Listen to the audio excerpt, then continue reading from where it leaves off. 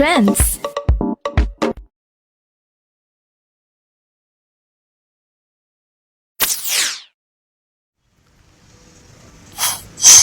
Okay, sa segment na ito, pag-uusapan natin ng mga feminine issues in our society. Pero bago yan, nanonood sa atin ngayon, batiin muna natin ang Sir Ronald Bulanhagi. Ayan, magandang gabi daw sa ating dalawa. And of course, ang Ma'am Levy Bulanhagi, ito pagdating din sa family, very unite and tight. Talagang iba yung pagmamahala nila. Hello sa inyong dalawa, sa Bulanhagi Watch Servitech na sponsor din natin ng GTalks. And kay Ma'am Buena Di Guzman ng Zilcor Restaurant. Nanonood dyan all the way from Abu Dhabi. At batiin ko na rin muna, speaking of family, hello Inay Dory Rivero, nanonood ngayon sa bahay, kasama ang aking kapatid, Ate Ijen, kay Kuya Incab, kay Beth, ayan, hello din kay Pau Pau, sa aming kapitbahay, Katina kung nanonood ka, ayan. So, tuloy na natin. At, syempre, si Jonah Torres pala, na talagang avid fan ng ating GTalks. Maraming salamat, Neng. So, always sa pag-support kay Pichi Busilig. Do you know Puchi? Yan, nanonood dyan. Okay, so ito na. So, G-Trends. Mga feminine issues in our society. Ano? So, yung mga nakaraan, pinag-usapan namin all about relationship, same-sex marriage, and then marriage life. So, now, let's talk about may ano ka ba? May boyfriend ka ba? Ayan. Yes po. Meron! Okay. So, sige. Let's talk about relationship and status. Ano? So, ano status mo ngayon? Happily? Happy po. Happily, okay. Happy. Yes. Okay. With someone else. Yes Okay. po. So, ilang taon na kayo? Bago pa lang po. Bago pa lang. Okay. Sige. So, you are 20 years old right now. So, relationship. Kasi ito kalimitan dahil medyo young ka pa. Sabi nila, puppy love o bata pa para sa relationship. So, ngayon, sa tingin mo, do you set a limitations ba in terms of relationship? Lalo na at 20 years old ka pa lang? Yes po. Para po sa akin, mahalaga po na merong boundaries or limitations and kailangan po talaga merong respect sa both po sa relationship. Kasi, yun nga po, katulad po nowadays, marami pong, kumbaga, hindi... Minsan kasi yes. marupok, mapusok ang pagmamahal, di ba? Kasi walang matalinong tao pagdating sa pag-ibig, di ba? Yes So, po. doon tayo nakakaranas ng nagiging bobo tayo. So, kaya nga sabi nila, mas pinapairal ang puso kaysa utak. So, that's why I'm asking you, kasi ikaw, sumasali ka ng pageant. Opo. And then, you know naman, the Q&A is very important in the pageant. So, I just want to ask, if your mentality or the mindset is mas inuuna mo when it comes to relationship. Ano ba mas nangingibabaw? Siguro po in terms of relationship, especially sa age ko po, siguro hindi naman siya yung talagang kailangang unang-unang i-prioritize. Okay. Kasi, syempre, mahalaga pa rin po para sa akin na makapagtapos ako ng pag-aaral. Number one. And, yun po, para sa family ko, since ako nga po ay only child. So, at some point, parang may pressure kasi kailangan, kumbaga, iset mo po sa sarili mo na makatapos ka and mahirap mag-fail eh. Okay. So, next issue. Ito laging issue to sa mga kabataan. The pressure. Pressure. Kasi ang pressure sa relationship, pressure sa pag-aaral.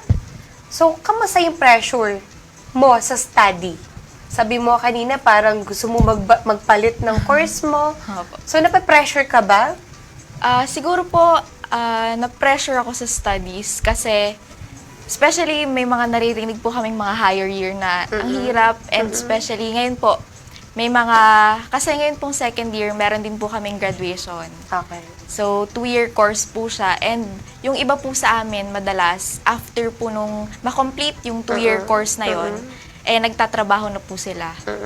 And meron po iba na hindi po nagtutuloy ng hanggang 4th year. Pero yun nga po, katulad nga po ng nabanggit ko, para po sa akin, pinaprioritize ko po yung aking education and mahalaga po para sa akin na matapos ko yung maka fourth year. and Makagraduate. matapos- Yes po. Na Sabi nga magkaroon nila, ng pag BS. nakagraduate, pwede naman na daw mag-asawa.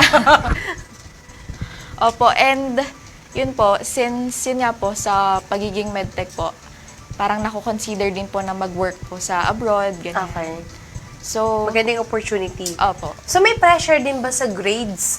Kasi di ba as a student, lagi natin hinahabol na kailangan pag graduate ako, may Latin honors ako. Nape-pressure ka ba doon? So, kamusta yung grades mo ngayon? Okay naman po, pasa naman po lahat. Pasa naman lahat. Siguro po noon, may pressure kasi dati po madalas, kumbaga may with honors, nung junior high pa lang. And kumbaga nasanay ko po sa mga grades mo na ay puro matataas. Matataas. Pero ngayon pong college talagang malaki yung pagkakaiba niya sa high school. Sa high school, totoo Opo. yan. I agree. Malaki yung pagkakaiba. And ngayon, parang iisipan mo na lang na mahalaga na makapasa ka. Hindi mo na iisipin yung kung Parang kailangan ginto na yung mag-honors ginto ka. na ba yung tres? Parang alam ko yan. Ginto na yung tres. Parang hindi mo na iisipin na mag-set ka ng standard na kailangan with honors ka. Para po sa akin, kailangan pasa ka. Pasa ka. Oh, yun Pero po. sa parents mo, wala naman ba silang nare-record sa'yo na kailangan pag graduate ka, may Latin honors ka? Sa parents ko naman po, especially po yung mom ko, sinasabihan niya naman ako na okay lang, hindi mo naman kailangan magkaroon ng with honors. Ang mahalaga ay makapagtapos ka ng pag-aaral at makatulong sa, yun nga, sa family ko. Ang dami kasi hindi nakakapagtapos ng pag-aaral because of distractions. So, let's talk about distractions. So, dahil you have an extracurricular activities sa ginagawa, like pageant, nagpa-pageant ka. So, how do you handle? Kasi baka minsan, nasasabay sa pag-aaral mo. So, kamusta yun? Paano ka na nakakapag-adapt sa ganung situation? Ako po kasi nag-start ako mag-pageant, grade 7 pa lang po Oh, ako. grade 7, bata Nag-start po pa. ako sa school, mga intramurals pa lang. Then, after that po, sumali din po ako sa barangay. And then recently po, yun nga po, yung sa Isla Verde at sa Binibining Lungsod ng Batangas. And buti po yung sa Isla Verde is nagkataon na wala kaming pasok. ganyan. Pero nung sa Binibining Lungsod po, talagang napakahirap pong mag-adjust kasi Ang dami schedule yun nga po, nun. college na, and nagkataon po na may mga examination week, and kailangan po namin magstay ng, kumbaga, 3 days para po sa mga rehearsals. So, kinailangan ko po na mag-take agad ng exam, kumbaga, umuna po ako sa iba kong kaklase. Yun po. And mahalaga din po na, yun nga po, prioritize ko rin po muna yung aking education. Inuna ko muna po yung mga kailangan ko pong tapusin sa school. Then, diretso na po ako sa pageant rehearsal. So, kailangan din po talaga ng time management. Okay. So, kamusta naman pagdating sa barkada? Ayan, kasi minsan nagiging cause of trouble and talagang distractions ang friends, diba? Kasi sometimes we have mga bad influence friends. So, ikaw ba, yung circle of friends mo, kamusta? Well, sa circle of friends ko naman po, luckily, well, masasabi ko naman pong hindi po sila bad influence. Good influence. Opo. Okay. Kasi kahit ako po, parang kapag ginabi na po kami paglabas, tatanungin na po nila ako, uy, hinahanap ka na ba ng tatay mo? Yun yung maganda, alam Opo. na nila. Okay. Alam na po nila. Kaya, yun po, masaya po ako na meron din po akong katulad nila na friends and support system. Especially ngayon nga pong college life. So, meron ba kayong mga nightlife? Kasi ito, kalimitan sa college days natin yan, ma-experience yung mga paglabas sa gabi, mga gala-gala. So, paano nyo yan hinahandle na hindi maapektuhan yung mga priorities nyo? Ako po kasi hindi po ako nakakagala talaga masyado pag gabi. Siguro po papayagan lang akong lumabas ng morning, ganyan, hanggang hapon or till 6 p.m. And kung papayagan nun po, minsan kasama po yung friends ko na may overnight, ganyan. Pero kapag parang more on gala lang po talaga na hanggang hating gabi na, hindi po ako pinapayagan. Hindi ka na pinapayagan? Opo, hindi na po pinapayagan. Pero naiintindihan naman po yun ng friends ko and naiintindihan ko rin po na, kumbaga, hindi rin po, kahit hindi ako payagan ng family ko, syempre. Oo naman. Kasi para sa akin din po napakahirap kapag student ka pa lang. Opo. Andiyan na yung lahat ng mararanasan natin. Tukso, distractions, influence. Pero for you, the influence by the environment, nakaka-affect ba yan sa mindset mo o sa ibang tao, sa tingin mo?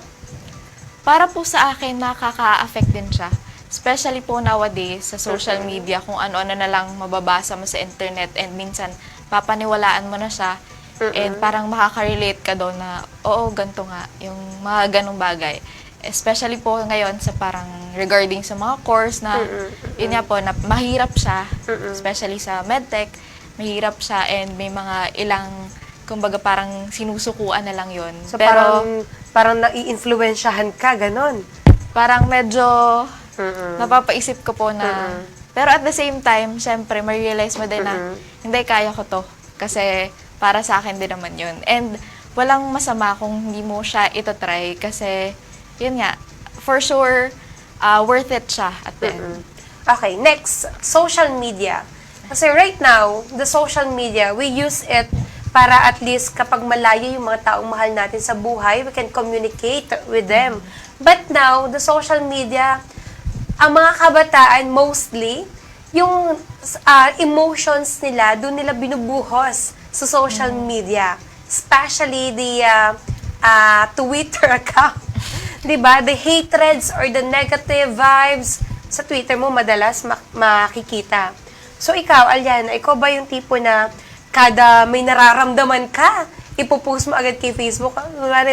Dati kasi, ang laging pinupost sa Facebook, I'm not feeling well. Pero nung nag-pandemic, nawala. Tapos may puro mga hatreds, mga sharing ng negativities. So what is your reaction about that? O do you encounter ba? Ginagawa mo ba? So, para sa akin, ako naman po, mas more on, nilalabas ko po yung feelings ko or yung nararamdaman ko sa friends ko or minsan sinusulat ko po. May mga Sinusulat? diary, ganyan. Diary? Totoo? Opo. Pusa pa sa'yo yun? Oh. Opo. Akala ko ngayon ng kabataan, wala nang diary. Iniisip ko po parang at some point wala din namang sense if i-vent out mo siya kasi parang mas maraming makikialam or Parang maraming broadcast magtatanong. muna sa lahat, Opo. no? Pero hindi naman ako against dun sa mga nagsishare ng feelings nila sa social media kasi kumbaga lahat tayo ay free at lahat tayo may right na gawin yon kasi yun yung gusto nating gawin. As long as wala tayong tinatapakang ibayad po. Oy, very pang-project naman ng mga sagutan talaga ni Aliana. Okay. At dahil dyan, dami natin na pag-usapan ng mga issues in our society. And next, ang ating segment na Gina G. Kaya naman tatanungin natin si Aliana kung Gina siya sa ating pagbabalik.